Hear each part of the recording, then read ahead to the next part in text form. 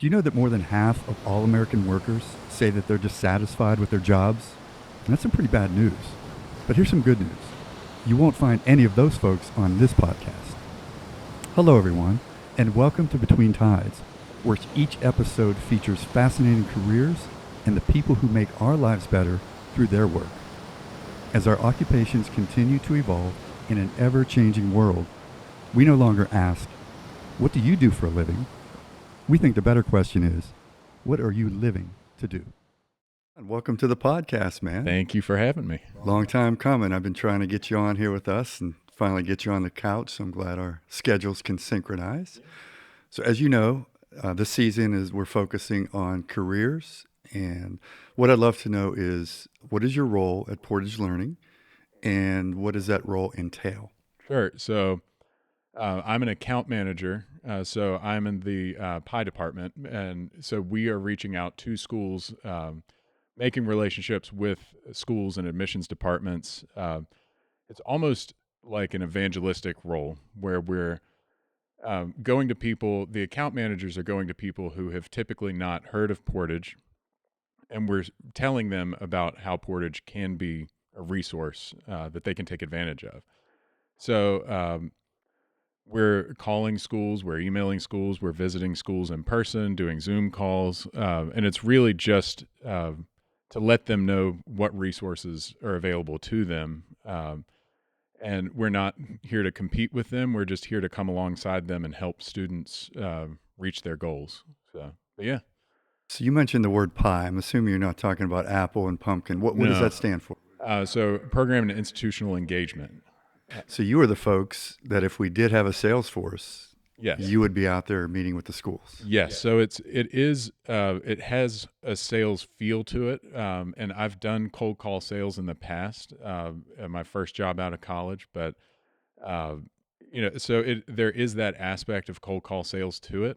And sometimes that can be, it can be uncomfortable. It pushes you outside of your comfort zone a little bit, but, overarchingly, it's a soft sale. It's not something like, we need you to, to buy this, and we're not coming offering a product as much as we are making them aware of a service that they're not taking advantage of that's free to them.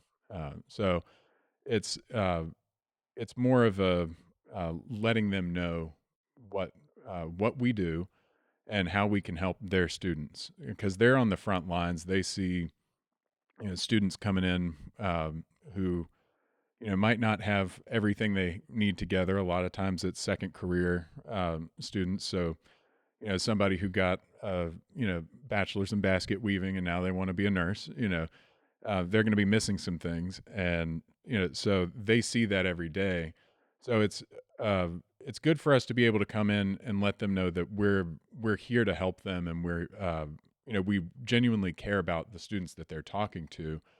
And you can really tell when the schools are invested in the students as well. And most of the admissions people that we speak with are actively walking alongside and caring for their students. It's just we're coming along to let them know, hey, we are too, and we want to be a part of their success as well. And if they take the courses through us, they're more likely to follow through with their degree that they're going for. So, yeah, it's nice to be able to offer a solution and a service. So that's kind of when we're going on cold calls. To me, it feels more like when I'm walking up to the school. I'm actively praying, for the conversation that we're about to have, and just praying that they will see the benefits that we have, and that the students that they're serving can benefit from what we have to offer. So, I'm guessing you have a lot of conversations in a given week. When a conversation goes well, either by phone or in person, what is usually the tipping point? What brings that person to you? I think that when people realize that you're not trying to sell something, when you're not trying to, I've had several people say like, well, we're not buying, like we're not going to partner with you to, and it's like a lot of times the conversations can turn after you say, well, we're not trying to, we can partner with you, but that's not necessary. We're just here to let you know that we have a service, these courses to offer to your students that can genuinely help the people that you're serving. And I think when they know that we're not actively, trying to get them to sell or to buy a product or to um, partner with us in a way that they're uncomfortable, from a cold call sales conversation. And some of the schools will partner with us, later down the road. But I think that cold call switch can kind of go off when they realize that there's not a lot of pressure being put on them. It's just I'm just here to talk to you. I'm not here to sell you something. So I think more um, conversational engagement and interactions make it more um, palatable to the admissions departments. You have some travel involved too. How do you juggle that with your family and other Yeah, responsibilities? so I'm in a unique situation in that I do work remotely, and not everybody does, but I do a lot of Zoom calls and phone calls, and emails during the week when I'm not traveling. And then I try to schedule my travel to be once, maybe twice a month. It depends on the month, and it depends on when I'm coming to Beaver Falls. But for instance, I'm pairing my visit to Beaver Falls this month with a trip to upstate New York that I'm going to tomorrow. So um, I've got the uh, I'm very blessed to have the opportunity to be able to schedule the travel as as needed, but also still hit all of the places that I need to go within a given year. So, but yeah, the travel is, I enjoy the travel. I love driving, and I fly too, but I really love driving and, turning on a book and, just cruising, seeing new places and, meeting new people. And so it's a good balance being able to be at home when I'm at home and then, travel monthly by month or twice a month. Yeah. You started with us in January 2025, so Yes. we're pushing a year. And Portage Learning has become known for its outstanding culture. Talk to Yes. me. What's it? How have you experienced that? The culture is primarily what drew me to want to be at Portage. I have known several of the regional directors for years based on my. I was formerly at Liberty University as the director of admissions for the School of Nursing, and so I would go to conferences for that as well. And when I was on the road at those conferences, I would always see the people from Portage and at the same conferences that I was at. And I just got to know them through, conversations. We would go out to dinner together, and it was kind of the highlight of going on these trips for me was like, oh, I get to see my Portage friends when I'm on the road, and then and that's definitely translated into me being here and working with them. It's definitely a strong community. It's obvious that they care about, that Portage cares about its employees, and that the leadership is invested in our success, but not just in success in our families and our day to day lives. It's encouraging. I've enjoyed getting to know all the people as I've been here, and uh, but it's hard to stay connected all the time, and so it has to be intentional. And I feel like they have been very intentional with keeping me connected. So I feel very blessed to be a part of Portage. But from your aspect, a lot of people now are working remote. What are some of the things that you do personally to stay connected to us? Yeah. So when I'm in town, I try to spend as much time with Portage people as possible. I don't know anybody other than Portage people in Beaver Falls, but I'm also I'm trying to get to personally. I'm trying to get to know the area very well. I feel like that's um, part of the relatability. So I've turned off my GPS when I get here, and um, I'm learning.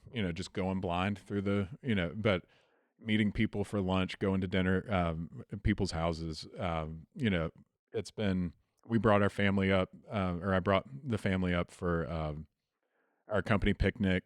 And but when I come up here, I think that one of the most important things I can work anywhere. Anybody can work anywhere, but when you are or when I'm here, I really want to spend time um, in conversation and talking with people. And when I'm away, we have group texts and we have Slack channels, and um, so just staying regularly, just regularly communicating with people, and I think that eating with people and just spending time, quality time with the people that you are around and that you work with is very beneficial. And so I feel like when I'm coming up here, I'm coming up to a whole bunch of friends that I haven't seen in a couple weeks. So yeah, it's been great. I've loved being getting to know Beaver County a little better. So Let me pivot a little bit. yeah, You've been referred to as the most interesting man in Southern Virginia more than once that I've heard. So let me see if this is true now. okay, So I understand that you are involved in your off hours in sustainable farming. yes. What is that? Several years ago, or well, I'll back up from that. When I was 4, my parents asked me. They said, "What do you want to, what do you want to be when you grow up?" And I said I wanted to be a fat farmer with 100 kids. And so I think I have 6 kids, which I think is the 2025 equivalent of 100 kids. It feels like 100 sometimes. And so now we have a small homestead kind of situation going on at home. Um, and I grew up around farming in general, but not animals.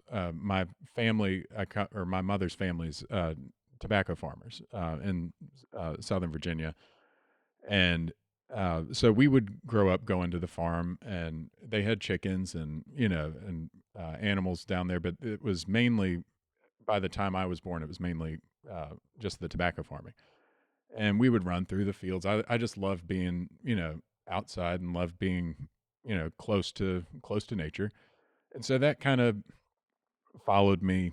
I've always felt that way, but then several years ago, I started reading Joel Salatin books, and Joel Salatin is a regenerative. He's kind of the father of regenerative farming, and yes. So regenerative farming is where your goal in farming is not necessarily to uh, get the product of selling meat necessarily. Your goal is, as the farmer, the selling and the financial part is and the meat is a byproduct.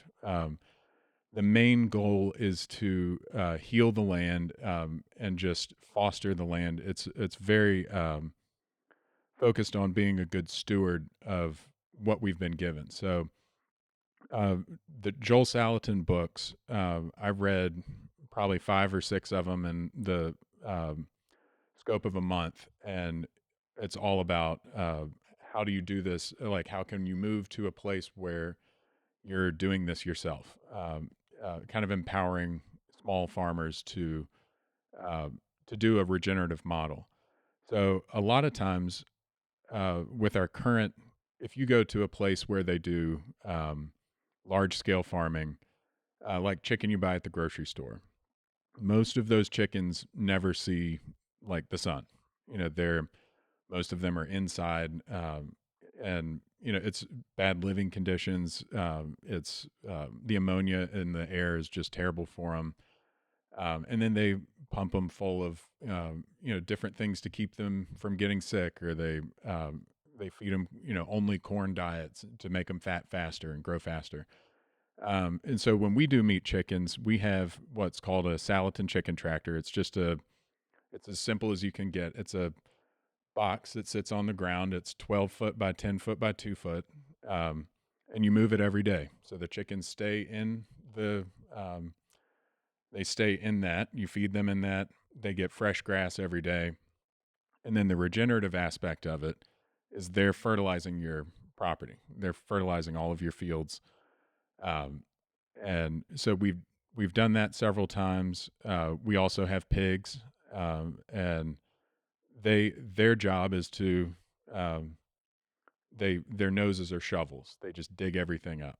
So I have 17 or almost 17 acres, and it's a lot of it's overgrown with underbrush and just stuff that you don't want. And I would eventually like to get cows. So the pigs are a big part of just cleaning things up. So I have the pigs tearing up a spot, and they're in a portable electric fence. So then I move them, or once they tear this spot up, they can move into a different spot. And then strategically, you move them in order to clear all of the spaces that you want cleared. So then you can come behind and seed it for grazing, for grass that's for grazing. So it's a beautiful picture of what I think God intended us to do with, I mean, he put us in a garden, from the beginning, and gave us dominion over the animals. And with our animals, the chickens, before we process them, have the best chicken life they can possibly have. They have fresh grass, clean water. They have sunlight. They live a great life. They have probably 10 bad seconds in their life, and it's at the end. And same with the pigs. They get to live the most piggy pig life that they can have, and they. So it's, for me, it feels it's a purposeful um, stewardship of the an intentional stewardship of the land that we have, of the animals that we have, and then the byproduct from that is that we get to enjoy the high quality meat that that they produce for us. So and then it also can cut back on grocery store prices, which for a family of 8 is astronomical. Yeah, yeah. Man, walk me through a typical day then, because you're working full time for us. Yes. What is a day like? So I go out in the morning before I start work. I'm typically up. Uh, my alarm goes off around 5 typically, but um, I'm doing other things before that too. And if you have once you have things set up to work, it's just maintaining the things that you're doing. So typically, I go out in the morning probably about 6, and I open the door for the chickens to come out from their coop. And then I try to feed the chickens where the pigs have been, so they can spread the manure and they can level out the area that the pigs have destroyed. So I feed the chickens where the pigs were, and then um, I'll feed the pigs. The pigs you have to ration them, because if you give them access to too much feed, all they'll do all day is eat. So, um, but it's just little things. So on the weekends, I'll typically move the pigs. Um, the size area that I have them in, they tear up in about a week. So I try to move them in the weekends when I'm not working, and uh, just give them a new spot to destroy. And it's been fun. I actually, one of the things the pigs have been digging up, they dig up everything. And I actually found, I was going through and cleaning up a paddock where I'd had them, and they found like a trash pile from the 1920s. And in it, I looked it up online and have verified it. There was a Civil War Confederate bayonet that the pigs dug up out of a trash pile. So it was, they've found some really neat things. But yeah, it was, bayonet issued. It was created in 1855 and issued to the Confederate Army in the 1860s, but just randomly in our field, buried until the pigs unearthed it. But But typically in a day, though, yeah, I feed the pigs. They get um, they I have like a non-GMO feed that they eat, and I mix it with. We have lots of oak trees, and I have a little thing that rolls up acorns. So that's the kids' job. They throughout the day they're rolling up acorns and hickory nuts, and then we feed them the nuts. They love acorns, and it actually makes their meat higher quality. Gives them good fats. So, but yeah. Then at the end of the day, we just close up the chickens. The pigs have a fence around them. Sometimes there's fence maintenance that has to go on in the evenings, but it's been manageable. I say that while I'm here. My wife is now doing it in my absence, so that's she is. I could not be doing it without her at all. And then also the kids help too. They I loved animals when I was little, but I wasn't comfortable around them. And our kids are they have no fear of these animals. They're the roosters can be aggressive, and we have three like very big roosters. And I just got a video from my wife of the girls playing with the roosters, just holding them by the feet and make pulling their comb and making them talk, and just having fun with them. So I've enjoyed being able to watch them be so comfortable with it, and all aspects of it too. They've helped us process the chickens, so when they get to the right size, right weight, we process them to eat, and the kids are there the whole time and helping with us. We have some of the kids are going to get the chickens, from the tractor that I was describing, the little box on the ground. Um, and then my wife was on the knife and the cones, so she was killing the chickens. And then two of our kids were scalding them, so they have to be dipped in water that's about 145 to 150 degrees, loosen their feathers. Then we have this mechanical plucker. Looks like a trash can, but it spins on the inside, and 30 seconds in it, all their feathers are off. And then I did all of the eviscerating and cleaning and parting of the birds, so making it look like food in the grocery store. But it's been neat to watch the kids, and I've really stressed with them. We take it seriously, and we have a good, like, we enjoy ourselves. Like, we listen to music and talk, and we're not having a good time doing the killing, but we're enjoying our each other's company. But I've told them each time that we've done it before we start, all life requires death, and because we live in a fallen world, um, these chickens have to die for us to eat, and even if you're a vegan, that plant has to die in order for you to eat it. Um, and then showing Christ through that, that in order for us to live spiritually with Him forever, He had to die for us. So just kind of giving them a good picture of death as a young child. I think I'm hoping and praying that it doesn't have adverse effects, but I think from what I've seen, they have a really good understanding of the importance and the gravity of it, but also the necessity of it as well.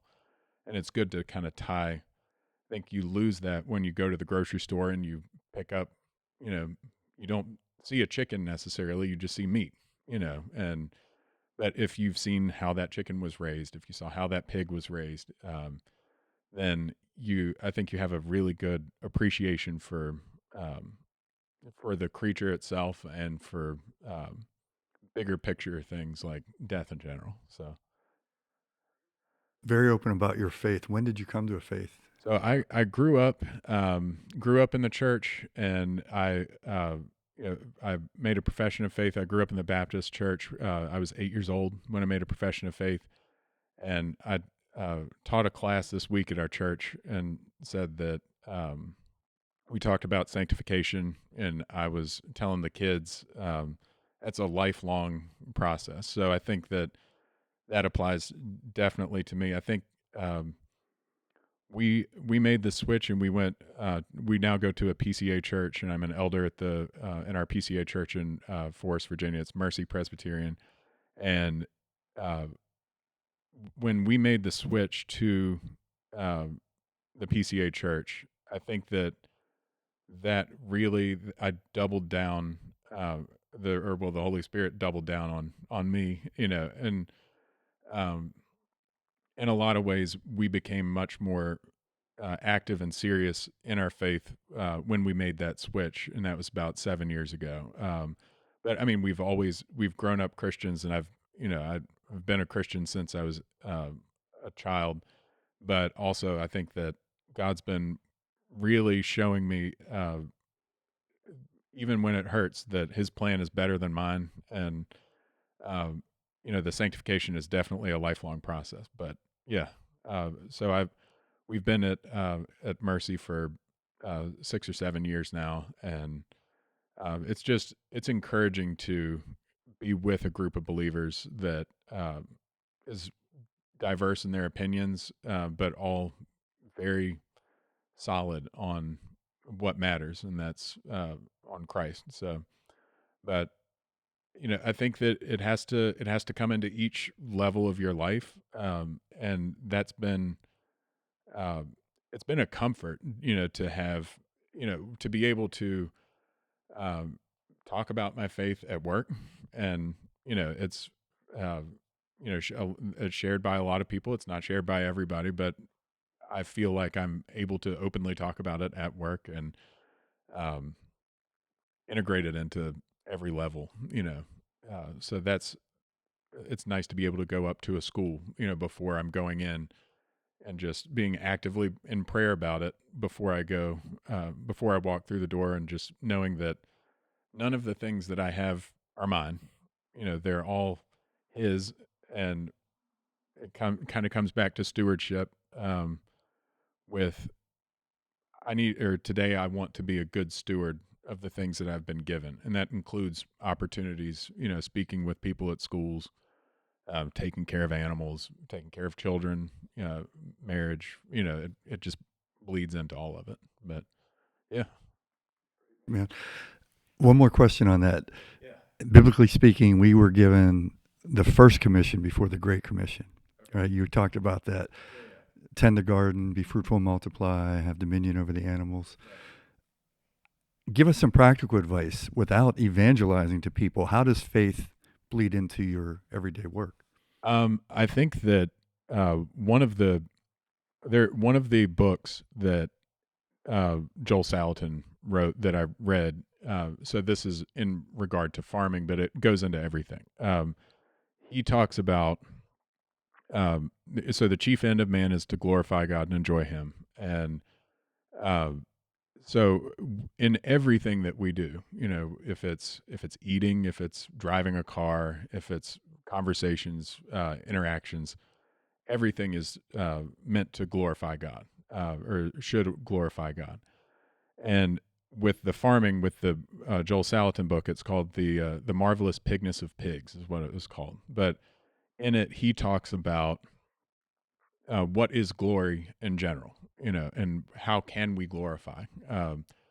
And he talks about what is the glory of a pig. So glory being something that is unique to this unique. So when we bring glory to God, we're shedding light on all of the things that makes Him unique, that make Him stand apart from us, His holiness, His mercy, His justice, and His love. All of that is when we shed light on His uniqueness is how we glorify Him. So how does that look day to day, for a pig?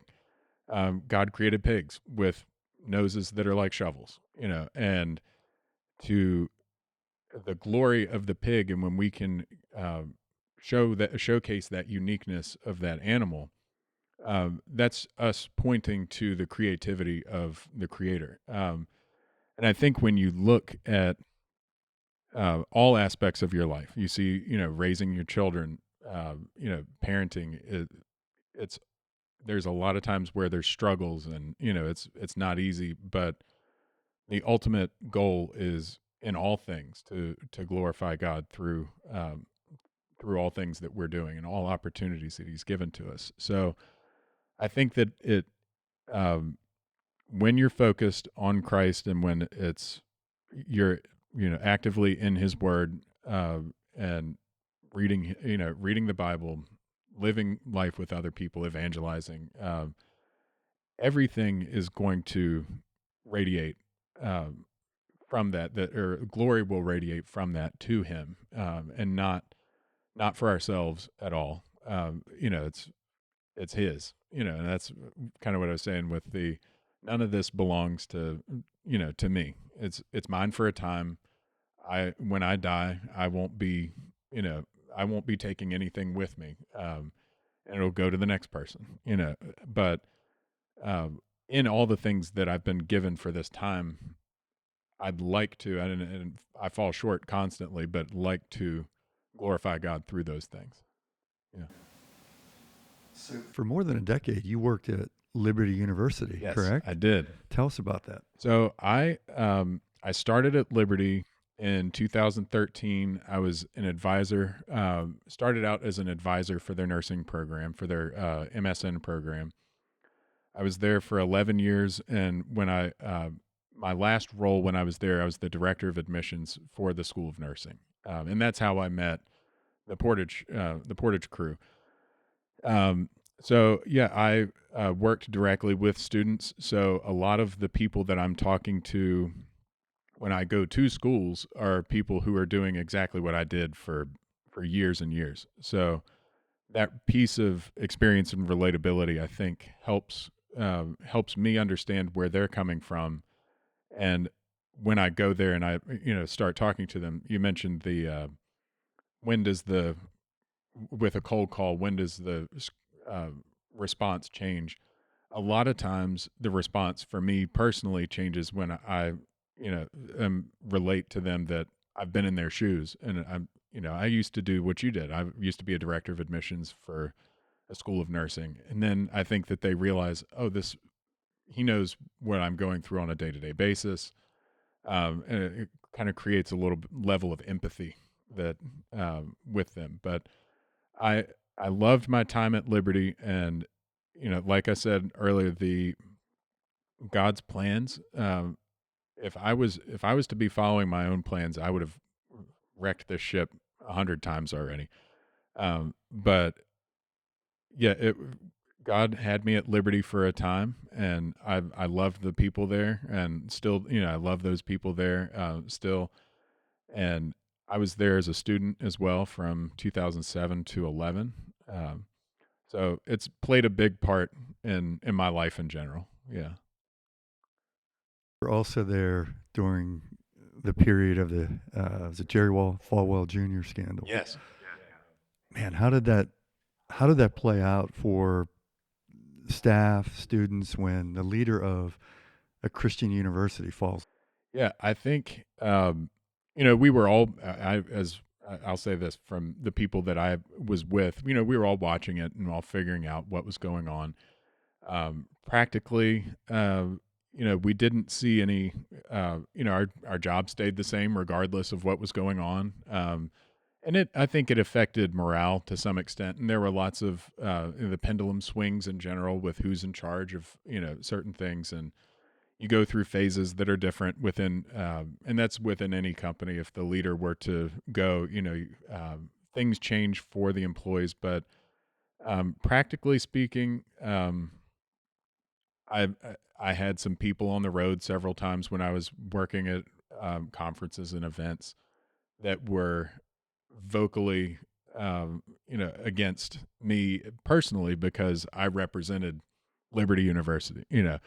But I would say in general, the people like the professors that are teaching the students, uh, the advisors, the faculty, the staff, are all really uh, very largely invested in their students. And so I think that most departments tried to just kind of double down on caring for their students. I think it kind of refocused a lot of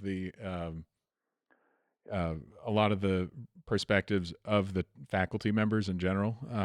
I know that the students, to some extent, felt worried about, well, what does this mean for my, my degree, my future, all these kinds of things. But through it, I think God was working to make, to make it stronger in the right ways.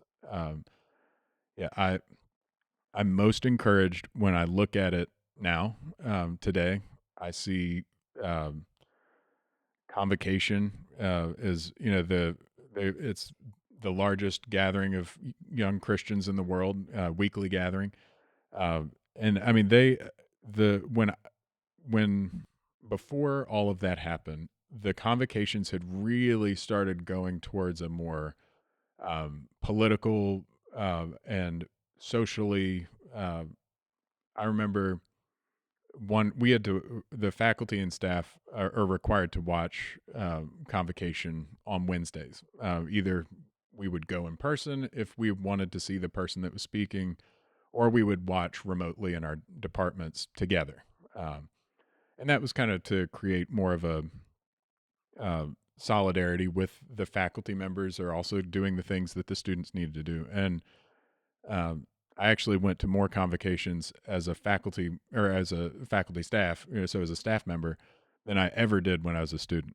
So I was a commuter, and so I wasn't as closely monitored. So, but the convocations, I remember one was Jerry Jr. doing free throws with Steph Curry.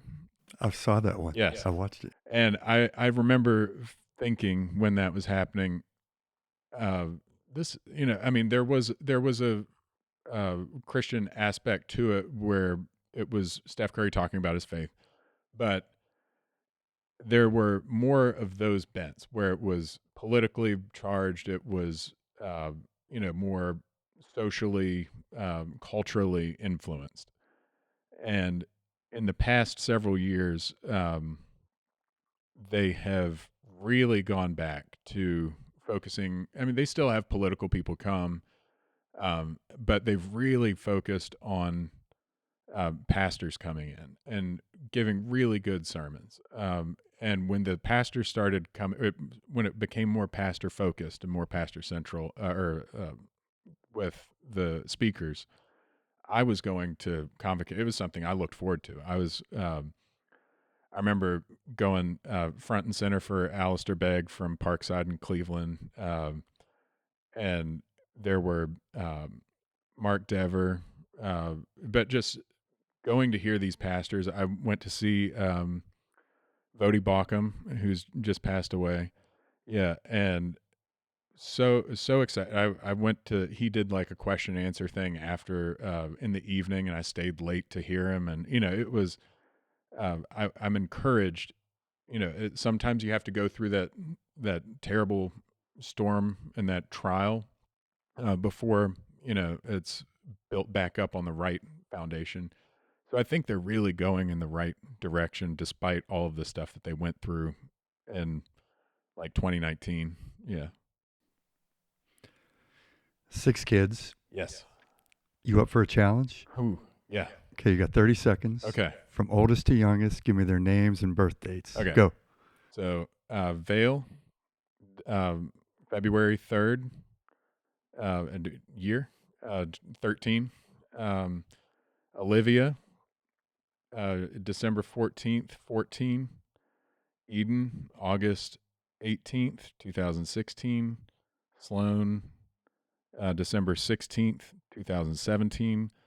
Darcy, May 31st, 2019. James, June 18th, 2022. Nicely done. Yeah. You don't know if it's right. Well, I'm gonna trust you. Yeah. Trust you on Yeah. that. So you homeschool. Yes. You guys homeschool. Man, talk to me about that. What prompted that in the first place? So our oldest three were in public schools. It was the same school that I went to when I went all the way through public schools in Forest, Virginia, and um, after COVID, so we went. The kids were in public school through 2022, and our oldest was having problems with math. We were tutoring, we were taking her to be tutored. And this was mainly after COVID. So you have to think for our area, and it's different everywhere, but similar, but different time spans. So March 2020, um, the kids are taken out of school, sent home. They sent home worksheets for the kids to do, and it was an interesting time. The school buses would come and bring school lunch to keep the professor or the teachers employed, even though the schools weren't going. So the teachers would come to your house on the school bus and give lunch, and it was great for a time, and it was interesting. But just and it brought us, I think, closer together.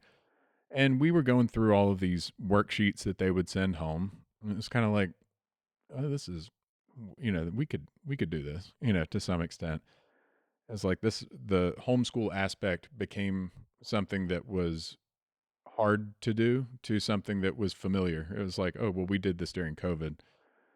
But the big issue that made us kind of switch over was um, when the kids were back in school. So once they were out of school for pretty much 18 months before they went back. So for our oldest, you stop school. I mean, you change and shift focus in school at the end of first grade, and then you come back to school in third grade. And there's a lot that happens between, you're still more on the kindergarten mindset when you're in first grade, and in third grade things start getting more serious.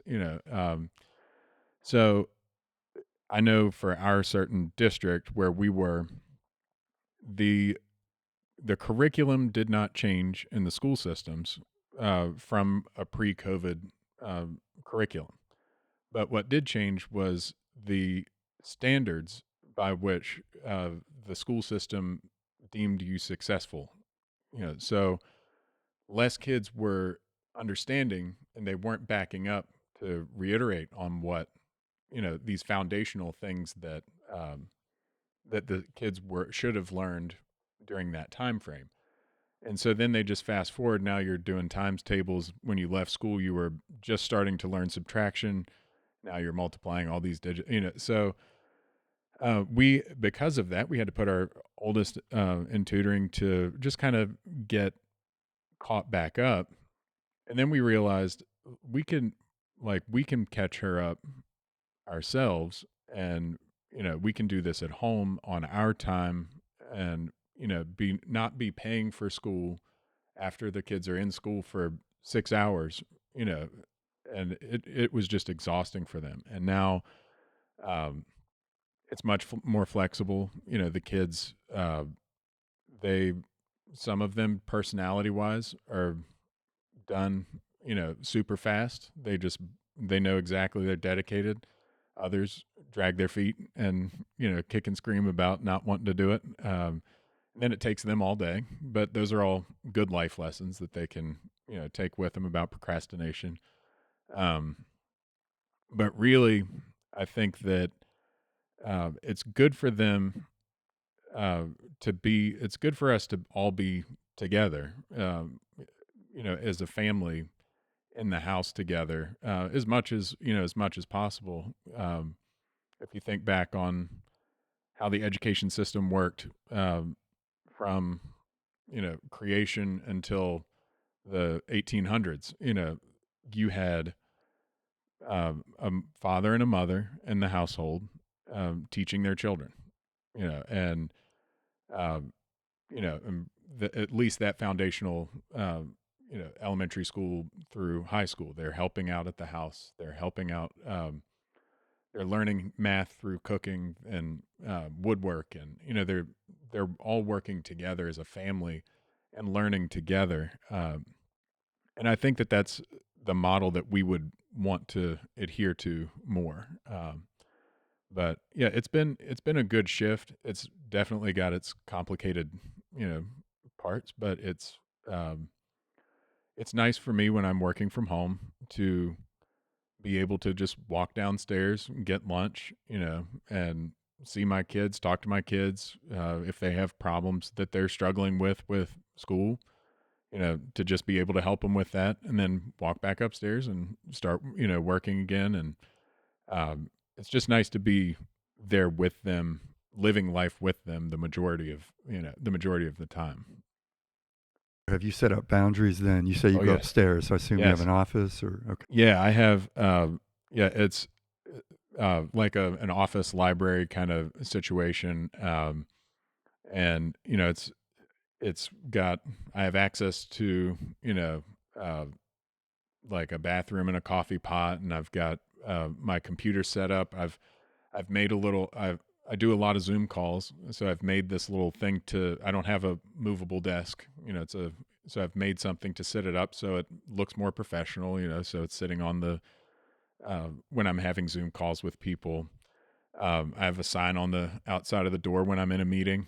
Just like some people would on their office. Like in a meeting, and the kids know that they're not. When I'm on phone calls, when I'm in meetings, they're far away. And uh, but throughout the day, we all have access to each other and see each other. But a lot of the boundaries, I think, while there are physical boundaries, there's also boundaries within, like my own personal, like, okay, I have to be dedicated to this, and this. There, uh, I love lists, and I've mentioned this to some of the people here at Portage that I will put things on a list that I've already done in order to check the box off to get me motivated to check off the rest of the boxes. So, but it's just staying organized and structured. Yeah, So I hear you like to cook. I do. When did that start? It really, it really started when I started dating my wife, or who is now my wife, which we were. She was 15 when we started dating. I was 17, and we got married young. I was 21 when we got married, and she was 19. So, not the typical, uh, you know, socially, that's not done much anymore. But yeah, uh, we've been married for 15 years now. Um, but I didn't grow up cooking a lot, but her father was always cooking. I loved his cooking, and so I wanted to impress her. So I started picking up little tips and things that he was doing, and then I realized I've been missing out so much on all these different foods, and then I just got excited about it. And um, but yeah, so I enjoy cooking whatever, and trying new foods, and that's part of the fun with traveling is, when I do travel, I get to try different foods, whether it's regionally or just nationalities, different kinds of foods. So that's been fun. So are you a recipe person? Do you go by feel? I typically kind of riff on some things, and ooh, um, I make some really good mashed potatoes, and when it's a, balancing act. So my wife makes the like a fantastic chuck roast. Like we do this all the time. She does the chuck roast. I do the mashed potatoes and the other, sides like green beans. I love soul food in general. I love eating seafood, but I'm not great at cooking seafood. But um, I appreciate other people's ability to do that.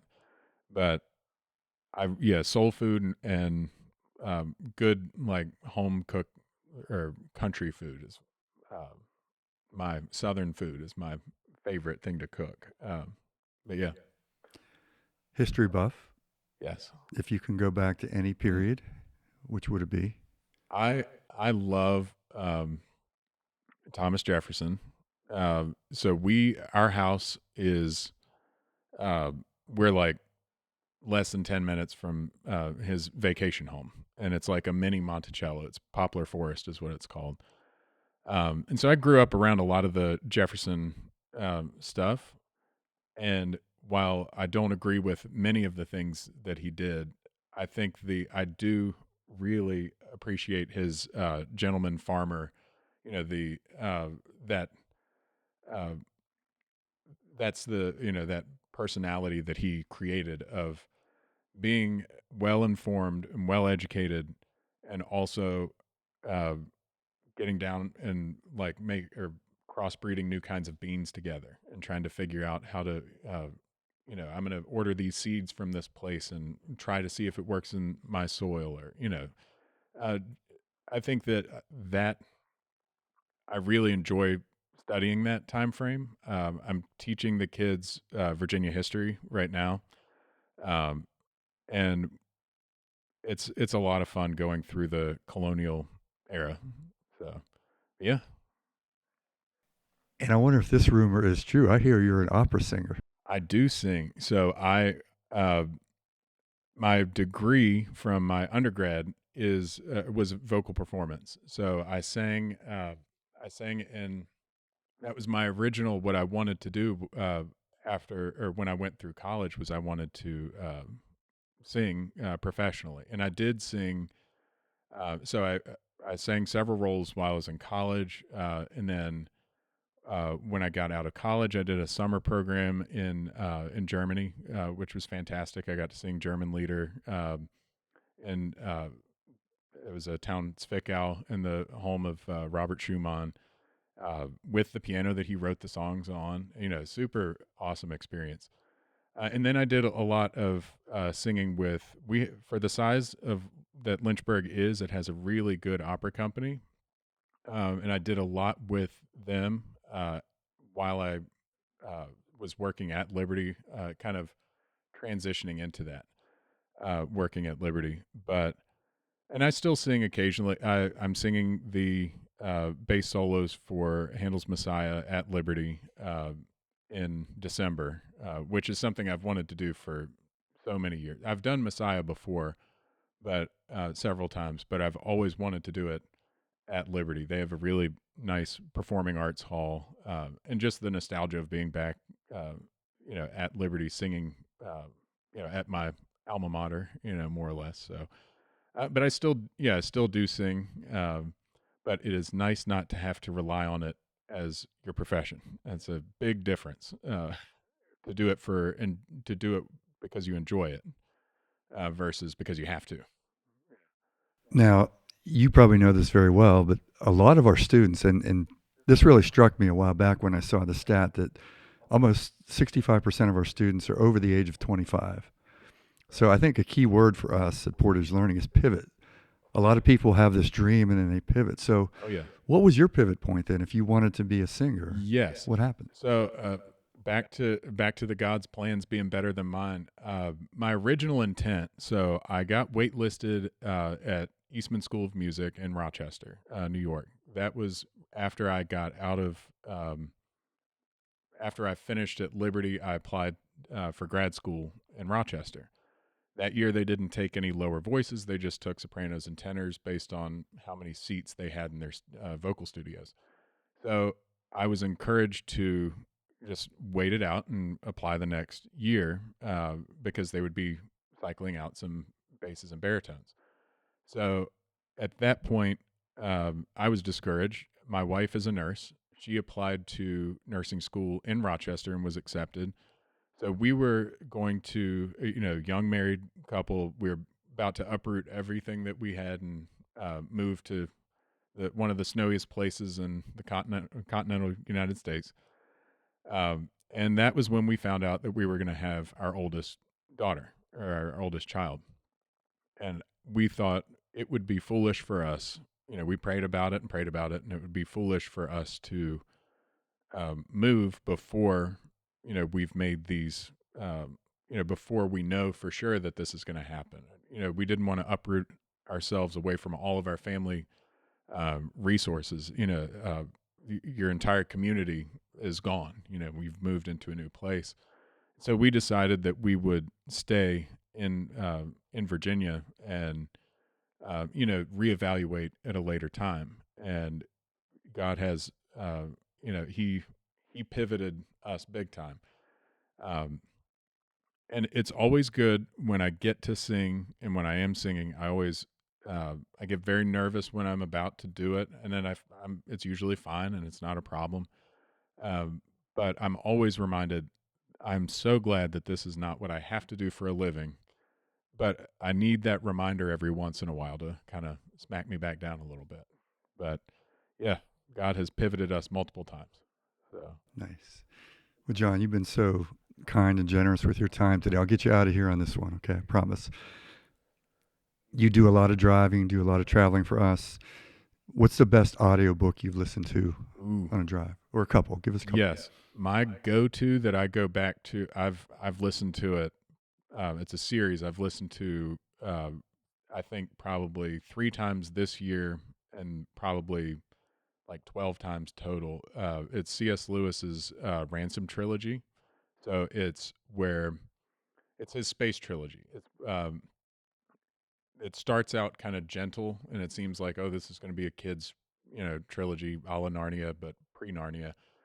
And by the end of it, you're convinced that that the demons have influence in all of these areas of the world, and that it's a fantastic. And then it's Ransom is the main character. It's him fighting back against that, and uh, that to me is like my comfort. Those are my comfort books. It's like if I don't know what I'm gonna listen to, I know that I'll always be satisfied listening to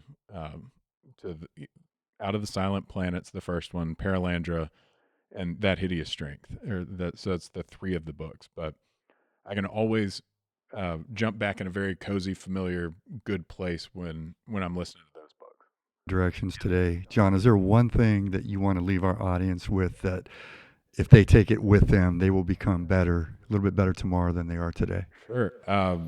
No, I think that the big thing that I would want anybody to is all things glory to God through all things, and that we're here for a time, and we need to be good stewards of the time that we have, of the things that we've been given, and that can seep into all the different levels of your life, whether it's work. When you're at work, be 100% at work, and when you're at home, be 100% at home.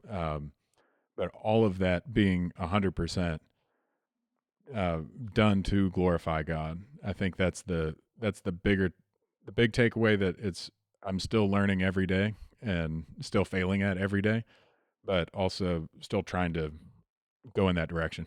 So Good place to stop, yeah. man. Hey, John, thank you so much. Thank It's you been for awesome. having me. Really appreciate you having. It's been fun. Take care, man.